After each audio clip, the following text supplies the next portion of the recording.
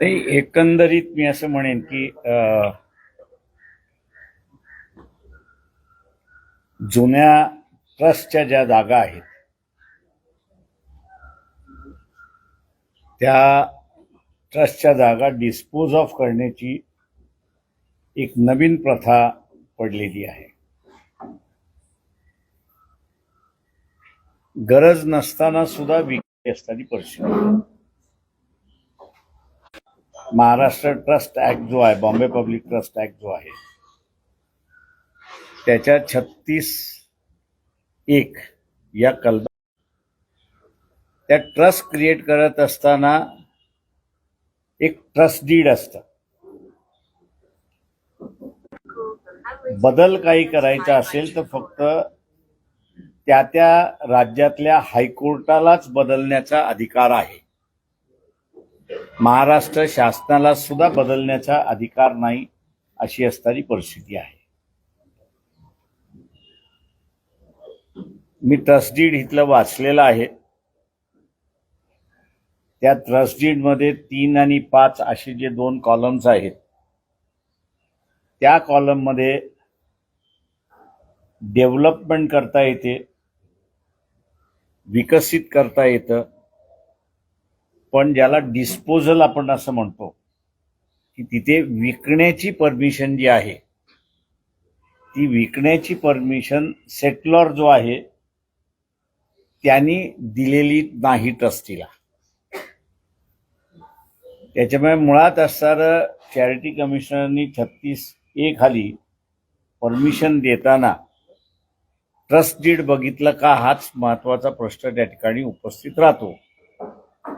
जिथे ट्रस्टीजला विकण्याचा अधिकार नाही, तिथे चॅरिटी कमिशनरला सुद्धा परमिशन देण्याचा अधिकार नाही.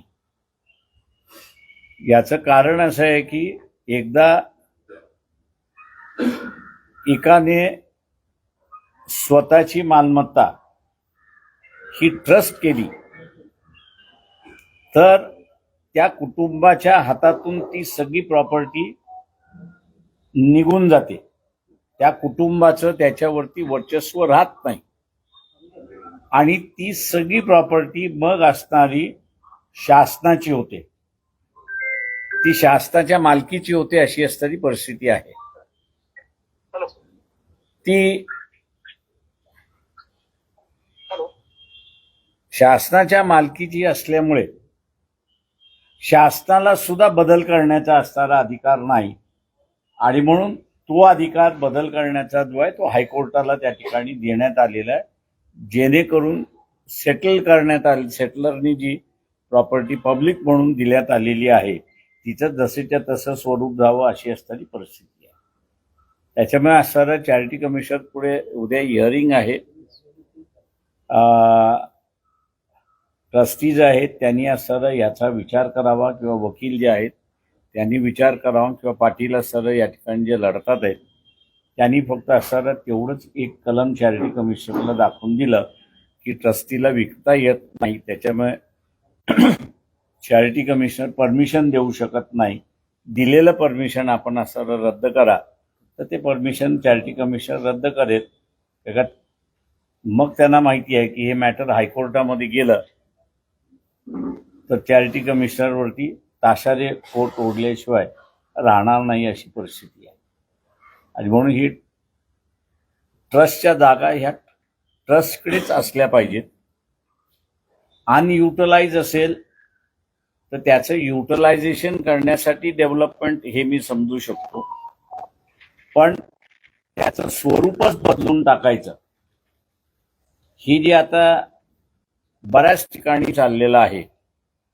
आणि विशेष करून ज्याला आपल्याला म्हणता येईल की ट्रस्ट हा जो आहे हा बऱ्याच लोकांनी केलेला आहे, चांगल्या हेतूने केलेला आहे, पण त्याचा आता दुरुपयोग होतोय, अशी असणारी परिस्थिती आहे. ती थांबली पाहिजे. आणि त्या दृष्टीने उद्या मला वाटतं चॅरिटी कमिशनर स्टे दिलेला जो आहे तो एक तर कन्फर्म तरी करतील, किंवा सेल परमिशन जी दिलेली आहे 36(1) खाली ती रद्द करून जो काही व्यवहार झाला असेल आणि ट्रस्टीजनी टेबलाच्या वरनं टेबलाच्या खालून जे काही घेतलं असेल ते ज्यांच्याकडून घेतले त्यांना सर रिटर्न करायला सांगतील अशी अपेक्षा आपण सगळेजण बाळगू. याच्यामध्ये दोषी कोणाला धरायचं? ट्रस्टी किंवा धर्मदा आयुक्त? मी असं म्हणेन धर्मदा आयुक्ताला याच्यामध्ये अशी परवानगी दिली जाते. म्हणजे धर्मदा आयुक्ताला ह्याच्यामध्ये दोषी धरलं पाहिजे. याचं कारण की ट्रस्टी हा काही मालक नाही, तर हा ट्रस्टी फक्त पूर्ण सगळ्या प्रॉपर्टी चॅरिटी कमिशनर बघू शकत नाही, म्हणून चॅरिटी कमिशनरच्या वतीने कोणीतरी सांभाळलं पाहिजे आणि ती सांभाळण्याची असणारी कल्पना ही हा आपल्या इथली असणारी ही सिस्टम नाही, तर ही ब्रिटिश सिस्टम आहे. म्हणजे ट्रस्टीशिपची ही जी कल्पना आहे ही ब्रिटिशांची कल्पना आहे आणि म्हणून त्यांनी असणारं जो कोणी ट्रस्टी करतो तो सरकारला ती प्रॉपर्टी देऊन जातो. सरकारला बघता येणार नाही म्हणून चॅरिटीचं ऑफिस निर्माण करण्यात आलं आणि चॅरिटीलाही बघता येणार नाही म्हणून ज्यांनी सेटल केलेलं आहे त्याला माणसं कशी पाहिजेत त्याची एक नियमावली तयार करून ते नेमून त्यांच्या मार्फत ते ट्रस्ट चालवावं अशी असणारी अपेक्षा त्याच्यामध्ये आहे. त्याच्यामुळे ट्रस्टीला सुद्धा कुठलीही प्रॉपर्टी विकता येत नाही जर ट्रस्ट डीडमध्ये नसेल तर. या सगळ्या प्रकरणामध्ये एका राजकीय नेत्यावर आरोप करण्यात आले की ते केंद्रामध्ये राज्यमंत्री आहेत. राजेश, तुम्ही आरोप केला की सुरुवातीला त्यांचा सहभाग होता, मात्र त्यांनी इथे येऊन स्पष्टीकरण दिलं की याच्यामध्ये माझा सहभाग नाही. हे सगळं प्रकरण जे आहे ते रद्द करण्यात यावं. काल गोखले कन्स्ट्रक्शनला मेल केलेला आहे ट्रस्टीला, आम्ही आमचा व्यवहार रद्द करतोय. त्याला काही राजकीय वळण देण्याचा प्रयत्न झाला किंवा ते माझं म्हणणं असं आहे की त्यांना ज्यावेळेस लक्षात आलं असेल की शेवटी ट्रस्टीला विकण्याचाच अधिकार नाही, त्याच्यामुळे असणारा कोर्ट हे कॅन्सल केल्याशिवाय राहणार नाही, तेव्हा आपली बदनामी होण्याच्या अगोदर कायदा जो आहे तो ओळखावा आणि आपण बाहेर पडावा असंही होऊ शकतो. ज्यामध्ये ज्या बँक लोन सँक्शन करत होते, कार्बन बिल्डर होते आणि दुसरी एक बँक होती जी प्रोसेस आहे ती बरोबर 2-2 दिवसाच्या म्हणजे ऍप्लिकेशन नंतर स्पीडली गेलेली आहे. त्या प्रोसेससाठी किमान महिना 2 महिना तक लागतो. याच्यामध्ये राजकीय हस्तक्षेप असल्याचं बोललं जात आहे आणि सगळ्या मागे दबावाखाली किंवा त्यांच्या फायद्यासाठी हे सगळं केलं जातं असं म्हणतात. ती मी असं म्हणेन की आता बुलढाणा अर्बन चांडक म्हणून जे आहेत पूर्ण बिझनेसमॅन आहे याची मला पूर्ण कल्पना आहे, मी ओळखतो त्यांना. त्याच्यामुळे असणारं मॉडेल कॉलनी सारख्या ठिकाणी असं प्रपोजल येणं आणि बँकेला त्याचा फायदा मिळत असेल तर जम्पिंग करायला चांडक मागे पुढे बघणार नाही त्याची मला पूर्ण कल्पना आहे आणि पॉलिटिकल प्रेशर खाली ते वागतील असं मला वाटत नाही. सर बरं, या सगळ्यामध्ये विकासच म्हणलंय की जे 220 कोटी दिले होते ते परत फाईन दिले आणि एका मिलमध्ये आता आपल्याला माहित नाही ना त्या कितीचा व्यवहार झालाय काय झालाय तो चॅरिटी कमिशनर बघेल ना. तर उद्या जर चॅरिटी कमिशनरनी तो स्टे कायम ठेवला तर याचेच ग्राउंड मुंबई हायकोर्टात उच्च न्यायालयात नाही माझ्या अंदाजानं एकदा तुम्हाला स्टे ग्रँट झालाय तर माझं म्हणणं असं हायकोर्टामधून विड्रॉ होणं हे गरजेचं आहे. याचं एका कॉजसाठी तुम्ही 2 वेगवेगळ्या कोर्टामध्ये जाऊ शकत नाही. त्याच्यामुळे तिथे फेटाळून घेण्यापेक्षा किंवा त्यांनी रिजेक्ट करण्यापेक्षा ती विड्रॉ करून घेणं महत्वाचं आहे असं मी त्या ठिकाणी मानतोय. का विड्रॉ करून घेतलं तर तुम्हाला ॲजिटेट करण्याचा अधिकार तुमचा तसाच राहतो. रिजेक्ट झालं तर पुन्हा त्या कोर्टात तुम्हाला जाता येणार नाही, तुम्हाला मग सुप्रीम कोर्टाशिवाय दुसरा मार्ग नाही. प्लॅनमध्ये मंदिर सुद्धा गायब करण्यात आलेलं आहे बऱ्याच गोष्टी. त्याच्यासाठी चॅरिटी कमिशनरने काही लोक सुद्धा इथं पाहणीसाठी सर्वेक्षणासाठी पाठवलेले होते. हो ते मला सांगत होते की काल येऊन गेले त्यांनी नोंद करून घेतलंय. त्याच्यामुळे अशा एवढं ग्लेअरिंग हे असेल तर माझ्या अंदाजानं चॅरिटी कमिशनर ते दिलेली परमिशन रद्द करेल. आणि जर नाही झाली तर करण्याशिवाय दुसरा मार्गच नाहीये. त्याला आपण जर म्हणतो ना, कायद्यातून आता मार्गच शिल्लक राहिलेला नाही. जिथं सेटलरनीच मगाशी मी म्हटलं की विकायची नाही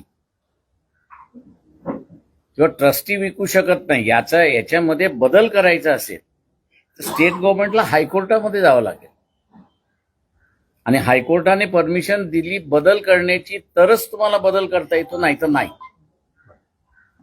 म्हणजे या सगळ्यांच्याच आर्थिक फायद्यासाठी हे सगळं सर्कल आपलं पाहायला मिळतं. मुख्यमंत्री सुद्धा जाईल त्यांनी असं हे केलं तर. काय हे डिपार्टमेंट मुख्यमंत्र्यांच्या अंडरच येतं ना? ते मुख्यमंत्र्यांच्या अंडर येत नाही, हीच ती मुख्यमंत्री आहेत आणि ह्या सगळ्या प्रॉपर्टी ज्या आहेत या मुख्यमंत्र्यांच्या कंट्रोलमध्ये आहेत. सर, बिल्डरकडनं जे ईमेल दिलेला आहे त्याच्यात त्यांनी सांगितलंय की विनंती केली आहे की मागची अर्ज हे करतोय, व्यवहार सगळा कॅन्सल करतोय. उद्या जर कॅन्सलेशन डीडसाठी यांनी पत्र दिलं, विश्वस्त मंडळींकडनं सुद्धा हे पत्र जाणं गरजेचं आहे, पण अजून कुठली विश्वस्तांकडनं पुढचंही पाऊल दिसत नाही. नाही, असे घेणाऱ्यांनी ज्यावेळेस सांगितलंय की मी विड्रॉ झालेलो आहे आणि ईमेल आता असताना ग्राह्य धरल्या जातात कायद्यामध्ये, ते लीगल डॉक्युमेंट होऊन जातं. त्याच्यामुळे असणारं ट्रस्टीजनी विड्रॉ करो न करो ते त्यांनी पाठवलेली मेल ही त्यांच्यावरती बाइंडिंग आहे आणि तीच मेल आता जेव्हा चॅरिटीकडे दिसेल त्यावेळेस चॅरिटी ती परमिशन कॅन्सल करून टाकेल. चॅरिटी कमिशनने स्वतःच ऑर्डर केली होती ना, त्यांच्याकडे आता त्यांच्या रेड मी government- त्यांच्या कार्यावर रेड मार्क पडेल का? नाही, गव्हर्नमेंटने तसं नाहीये. गव्हर्नमेंट अशी मी ज्यांना म्हणालो की ही जेव्हा ट्रस्ट होती तेव्हा ती गव्हर्नमेंट प्रॉपर्टी होती, गव्हर्नमेंटला सांभाळता येत नाही आणि म्हणून ही ब्रिटिश कन्सेप्ट आहे ट्रस्टीशिप. तेव्हा ही मग सांभाळायची कोणी, तर मग चॅरिटी कमिशनरनी सांभाळ आणि मग चॅरिटी कमिशनरनी सांभाळत असताना कायदा केलेला आहे, त्या कायद्याच्या बाहेर चॅरिटी कमिशनर जाऊ शकतो. राजकीय हस्तक्षेपाशिवाय हे शक्य आहे असं वाटतं का? कारण धर्मादा आयुक्तांसमोर नियम आहे, एकीकडे हे सगळं आर्थिक फायद्यासाठी केलेलं पाहायला मिळतंय. आता व्यवहार झाला आहे, त्यांनी आता कॅन्सल करण्याचा प्रयत्न करताय. त्यांच्याकडून देखील आयुक्तांकडून कॅन्सल केलं जाईल उद्याच्या दिवशी. पण यांच्यावरती काय कारवाई झाली पाहिजे की नाही? ते आता एक असं आहे की हे जे सगळे ट्रस्टी आहेत हे सगळे ट्रस्टी डिस्क्वालिफाय झाले. यांना आता ट्रस्टी राहता येणार नाही, म्हणजे याही ट्रस्टवरती राहता येणार नाही आणि कुठल्याही ट्रस्टवरती ते ट्रस्टी राहू शकत नाही. कारण का त्यांनी असं मॉरल टर्प्युट्यूड ज्याला आपण म्हणतो ते मॉरल टर्प्युट्यूडच्या ह्याच्या खाली ते असणारं आलेले आहेत. त्याच्यामुळे असणारं जे आता पाटील वगैरे हे सगळे लढतात आहेत त्यांनी याच्यावरती नवीन ट्रस्टीज निवडण्याची जी प्रक्रिया आहे त्याचा असणारा अर्ज चॅरिटीकडे सबमिट करावा, नवीन ट्रस्टीज येऊन जातात. त्यांच्यावर कोणी दाखवू शकतात का? HMD मोठे वाचनालय आणि इमारत आहे ती पण त्यांनी विकायला काढल्याची माहिती मिळाली. असे त्याच्यामध्ये तुम्ही फ्रॉड दाखवल्याशिवाय केस होणार नाही. फ्रॉड तर दाखवलंच, मंदिर कुठे दाखवलं नाहीये, ट्रस्टीला विकता येत नाही तरी तेच विकली. म्हटलं ना, तुम्हाला फ्रॉड दाखवता आला तर क्रिमिनल केस होते, फ्रॉड जर दाखवता आला नाही तर क्रिमिनल केस होते. सर, चॅरिटी कमिशनर जे आहे ते मुख्यमंत्री फडणवीस यांचे नातेवाईक आहेत असं नाही असे ते ही अंडर एक लक्षात घ्या की तो मुख्यमंत्र्याच्या अंडर नाहीये, ही under the control of chief justice. Political influence असू शकतो. झाला तर हायकोर्ट तिथे बसलेलंच आहे ना. या सर्व प्रकरणाला नोकरीची मान्यता देणार धर्मदाय आयुक्त आणि आता पुन्हा त्याच्यावरती दृष्टी आणणारे पुढच्या घडामोडीमध्ये दुसरं लक्ष देणार धर्मदाय आयुक्त. याचं मालकच धर्मादाय आयुक्त आहे, व्यक्ती एकच म्हणजे मग व्यक्ती एकच. म्हणजे याचं मालक जो आहे आता शासनाच्या वतीने मालक आता असताना चॅरिटी कमिशनर. त्याच्यामुळे याचं बरं वाईट करणं हे त्यांच्याच ताब्यात आहे. समजा त्यांनी असताना परमिशन दिली असेल तर कायद्याने कॅन्सल करण्याची सुद्धा त्यांनाच अधिकार आहे. अजून काय म्हणजे शेतच कुंपण खाते असं. थँक्यू. कुंपण शेत खाते सर. नाही, थँक्यू. नको मंदिरात बसले आपण. थँक्यू.